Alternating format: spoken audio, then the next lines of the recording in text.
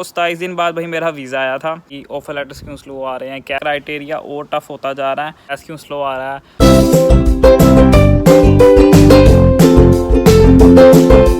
अस्सलामुअलैकुम, welcome back to a new vlog. तो यार कैसे हो आप सब, उम्मीद करता हूँ सब खैरियत से हो गए। और आज भाई मैं जा रहा हूँ ख़त करवाने, क्योंकि बड़ा ख़ास दिन है मेरे लिए। तो मैंने कहा यार आज घर नहीं करना, बाहर जाते हैं। तो मैंने के साथ आपसे बात करता चलता हूँ भाई, क्योंकि बहुत से लोग परेशान हैं कि भाई उनका कैश नहीं आ रहा, उनका ऑफ़र लेटर नहीं आ रहा। तो मैंने कहा इस टॉपिक पे भी एक वीडियो बना दूँ ताकि भाई थोड़ी सी टेंशन आप लोगों की कम हो। और पहले चलता हूँ मैं ख़त करवाने, उसके बाद मैं करता हूँ आपसे बात। तो यार किस्मत अपनी निकली ख़राब, क्योंकि भाई वहाँ पे बैंक कार्ड एक्सेप्ट नहीं कर रहे। यहाँ पे जो एशियन है ना, वो सारे कैश लेते हैं ताकि भाई उनके बैंक में पैसा कोई जाए ना, ऐसा समझो खुद ही कैश ही ना काम कर रहे हैं ताकि भाई बैंक में उनके कोई पैसे शैसा जाए ना, खुद ही जमा करवाएं। तो बड़े सियाने हैं यार, अब मुझे खुद ही घर आके करना पड़ेगा, क्योंकि उसके अलावा जो रोड पे जो बाकी भाई बार बार बैठे हैं वो बहुत एक्सपेंसिव हैं, बहुत से मराद। मैं अब आपको क्या बताऊँ, कम से कम 15 to 20 पाउंड भाई सिर्फ शेविंग का लेते हैं, और 30 to 50 पाउंड सिर्फ कटिंग का लेते हैं। तो अब भाई 15 से 20 हज़ार की कटिंग तो मैं करवाने से रहा, वो भी इस फेस के लिए। तो खुद ही घर चलते हैं, घर जाके करते हैं, नहाते हैं, उसके बाद नाश्ता करने के बाद आपसे बात करते हैं।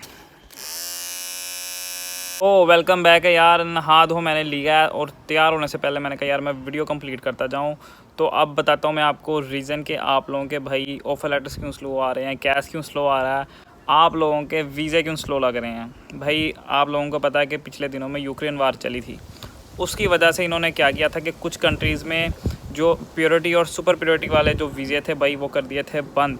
अब आप पूछोगे कि यार प्योरिटी और सुपर प्योरिटी क्या होता है। यार आप लोगों को पता होगा, लेकिन बहुत से लोग हैं जिनको नहीं पता, तो मैं बताता चलता हूँ। कल रात की मिसाल देता हूँ कि भाई यहाँ पे ट्रेन स्ट्राइक चल रही है और सिर्फ बसेस चल रही हैं, ठीक है। तो हुआ क्या है कि भाई जिस बंदे ने एलिज़ाबेथ ट्रेन के थ्रू जाना था, जो कि भाई सबसे फास्ट यहाँ पे चल रही है, बल्कि C2C भी है, लेकिन एलिज़ाबेथ बहुत ज़बरदस्त है। तो अब वो बंदा भी बस में आ रहा है, जो प्योरिटी वाला है, जो सुपर प्योरिटी वाला है वो भी बस में आ रहा है। अब जो स्टैंडर्ड वाला है, जो मेरी तरह का बंदा था, वो रात बस स्टॉप पे खड़ा रहा। 3 बसें गुजर गई हैं, चौथी बस में मैं गया हूँ, वो भी भाई खड़ा होके गया हूँ। तो भाई इससे आप हिसाब लगाओ कि इतना रश है।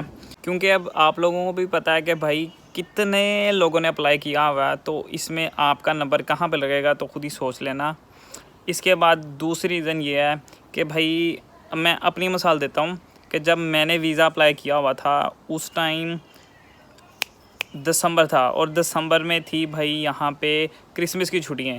तो भाई क्रिसमस की छुट्टियाँ आ गई थी, तो कम से कम जहाँ पे 2 हफ्ते लगने थे वीज़ा आने में, 27 दिन बाद मेरे ख्याल में ना मेरा 27 या 22 दिन बाद ना मेरा 27 दिन बाद, क्योंकि 22 दिन बाद तो मुझे इंटरव्यू की कॉल आई थी, तो 27 दिन बाद भाई मेरा वीज़ा आया था। तो क्योंकि बीच में आ गई थी छुट्टियाँ थी, तो मतलब सारे ऑफिस बंद थे, कोई गोरा काम नहीं करता, यहाँ पे सब कुछ बंद होता है।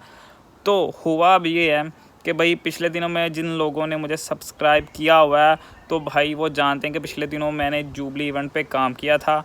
तो जुबली इवेंट के आसपास जितना भी एरिया था वो कम से कम पिछले 2 माह से बंद था। वो तो ठीक है, वो तो अब उन्होंने अपना एरिया किया हुआ था, क्योंकि ज़्यादातर वहाँ पे पार्क वगैरह थे। जो बाकी हिस्सा था वो भाई उन्होंने ट्रेनिंग वगैरह के लिए लिया हुआ था। तो अब मेन रीज़न ये पड़ती है कि भाई दरमियान में थी पूरे 1 हफ़्ते की छुट्टियाँ। अब वो 1 हफ़्ते की छुट्टियों में आप लोगों को पता है पूरा 1 हफ़्ता उन लोगों ने भाई वहाँ पे शो कॉन्सर्ट सब कुछ एंजॉय किया, और सारे ऑफिस रहे हैं बंद। तो भाई इस वजह से भी आप लोगों का प्रोसेस स्लो हो गया, क्योंकि बीच में आ गई दोबारा हफ्ते की छुट्टियाँ, और अब आपको पता है कि इतनी फाइल्स थी, तो यार उन लोगों पे भी अब लोड है, इस वजह से आप लोगों का प्रोसेस चल रहा है स्लो। तो यार ये थी 2 मेन रीज़न। तीसरी रीज़न आप सबको पता है कि भाई उनके पास एप्लीकेंट्स ही इतने ज़्यादा हो गए हैं कि वो खुद सोच में है कि भाई किसको रखना है, किसको छोड़ना है। जिस बंदे की प्रोफाइल ज़्यादा स्ट्रॉन्ग जा रही है भाई पहली प्रेफरेंस सीधी बात है उसी को जाती है। पाकिस्तान में भी यही होता है कि भाई जिसके नंबर ज़्यादा आते हैं उसी को रखते हैं। तो अब जो पूछते हैं कि भाई मेरे 48 नंबर आए या 57% नंबर आए, तो यार वो खुद समझ सकते हैं कि वो उनके चांसेस थोड़े से कम हो सकते हैं। हाँ, अगर उनके आइट्स में बहुत अच्छे बैंड है तो मे भी उनका कोई चांस लग सकता है, लेकिन उनका प्रोसेस नीचे ही चलेगा। अब मैं एक चीज़ और बता दूं, जो लोग एक हफ़्ते का प्रोसेस अभी शुरू करके मुझे मैसेज कर रहे हैं कि भाई 1 हफ़्ता हो गया अभी लेटर नहीं आया, तो मैं उनको भी बताता चलूं कि भाई लोगों को एक महीना हो गया, उनको अब तक ऑफ़र लेटर नहीं आया।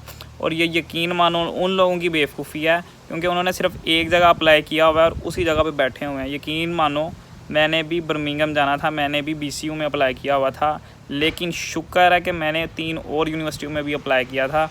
तो हुआ क्या कि बाकी तीनों का मुझे अगले 2 हफ्ते में मिल गया और BCU का मुझे 1.5 माह बाद आया था। तो अगर मैं भी BCU के सहारे बैठा रहता तो भाई मैं भी पाकिस्तान आपके साथ ही भी बैठा होता। तो यार एक जगह ना अप्लाई करो, मैंने इतनी बार कहा है। तो यार 3-4 यूनिवर्सिटियों में अप्लाई करो, जहाँ से ऑफ़र आती है भाई वहाँ पे अपनी गाड़ी चला दो, क्योंकि अब जितना स्लो सिस्टम मैं देख रहा हूँ ना, तो मुझे लग रहा है आइंदा थोड़ा और टफ़ होने वाला है आप लोगों के लिए, क्योंकि क्राइटेरिया और टफ़ होता जा रहा है। क्योंकि अब जैसे हार्टफोर्डशायर का पहले होता था इंटरव्यू सिंपल कॉल पे, अब रिकॉर्डेड वीडियो भी बनानी पड़ती है।